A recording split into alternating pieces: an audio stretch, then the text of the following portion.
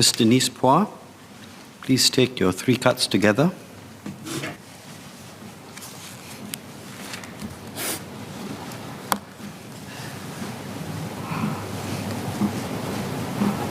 So, pandemic or not, many individuals and businesses in Singapore are passionate and concerned about issues such as inequality and caregiving support. Unfortunately, there are still many residents in need who are either overserved or completely missed out, and the impact of giving and volunteerism is not as strong as it should be. Take food or grocery distribution, for instance. Although MSF attempts to coordinate ground efforts, there is often repeat giving, wastage, food items that are not healthy or do not meet the needs of the beneficiaries, who usually have little choice. In local caregiver support on the ground, there's either lack of a local network or local plan or a one-stop hub where a caregiver can approach. How can the ministry play a more active role to involve the ground better and also direct help to where it is needed? I suggest the following. Set up a local coordinator network, much like the Comlink network for young families in need. And like Comlink, this network can comprise the local social service office, family service centers, other social service agencies, and even the CDCs. It can identify, curate, cluster, and collate unmet needs. Start with the rental estates. Publish and publicize the needs in a user-friendly and accessible way. Set up a calendar of giving and volunteering in each neighborhood.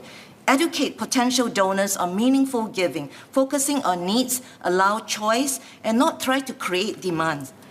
Equip recipient organizations with better volunteer management skills and tools that are appropriate to their size and bandwidth. So my next cut. As an MP, it is not uncommon for me to see distraught residents whose loved ones have lost their mental capacity. These residents are legally unable to make decisions for the personal welfare or assets of their loved ones because a lasting power of attorney or LPA had not been made before. Many of them are shocked that they have to apply to be legally appointed as deputies to then make decisions for their loved ones who have lost capacity. If LPAs are not as widespread as desired, deputyships are even less known. Another group for whom deputyships are relevant are persons who are born disabled and do not have the capacity to make decisions on their own. They require a deputy when their parents or guardians can no longer make decisions on their behalf after the age of 21. Based on data from the Office of the Public Guardian, only 873 court orders appointing deputies were received. The reasons for this low take-up are several: a genuine lack of awareness, difficulty of applications, cost, and so forth. There's also a need for knowledgeable medical practitioners who have the experience or ability to write a good enough medical report for deputyship applications. Charities which try to help their clients with disabilities are also crying for help. They are not set up or resourced to facilitate deputyship applications for their clients. One charity had told me about the shortage of in-house psychologists and the challenges of coordinating with legal professionals. Will the MSF work with MinLaw to start a work group to look into starting a mobile team which can focus on these services for residents and charities? Curate a list of experienced medical doctors and lawyers to help them? Let fair fees be charged and subsidized applications for the lower income, and develop an effective communication kit readily accessible to residents of different language abilities and education and backgrounds. And train and sustain a pool of volunteers able to share and guide the applicants. My third cut. Singapore's next enabling master plan for the disabled, or the EMP4, is in the making. Unlike earlier plans which last for 5 years, this one will expire in 2030, 8 years later. To ensure that this plan truly delivers better outcomes for persons with disabilities and the sector, we need to better organize, instill more rigor, and constantly review for better results. I suggest the following steps to be taken at the systemic level. Number 1, size the problem and do a better job at communicating all these main clusters of needs to all stakeholders. 2, assess and cluster the needs according to importance, urgency, size of impact, ease of or difficulty of implementation, and pay special heed to areas which are highly important, highly urgent, with higher impact on the population, especially obvious pain points highlighted so many times over the years: the dearth of services for adults with disabilities and the helplessness of caregivers who continue to fret about what happens to their children after they die, some who cannot cope, basically take their own lives or their children's lives, or worry to their graves.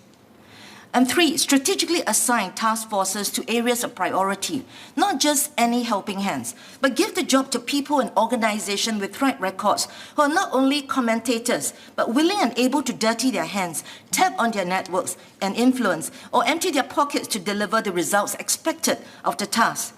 This EMP4 is not a feel-good exercise to increase the number of volunteers, which is important, but it's not the first objective.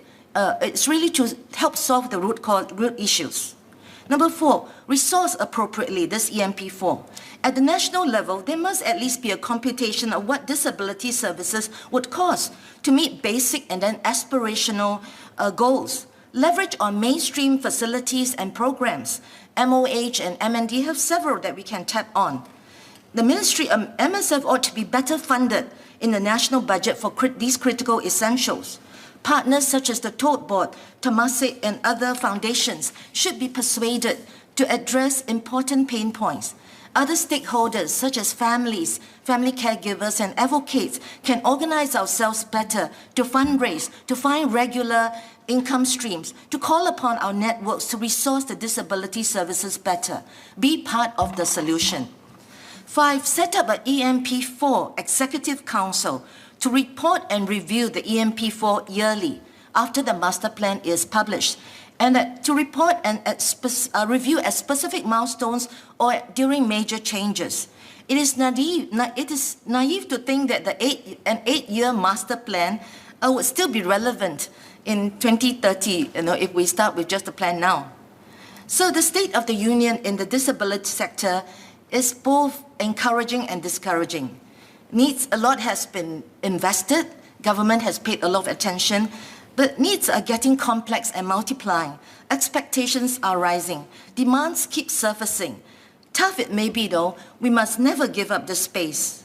Including the disabled is an important chapter of a Singapore story that will make us truly human, caring, and inclusive. So I urge government to better organize, instill more rigor, and constantly review for better results for the disabled.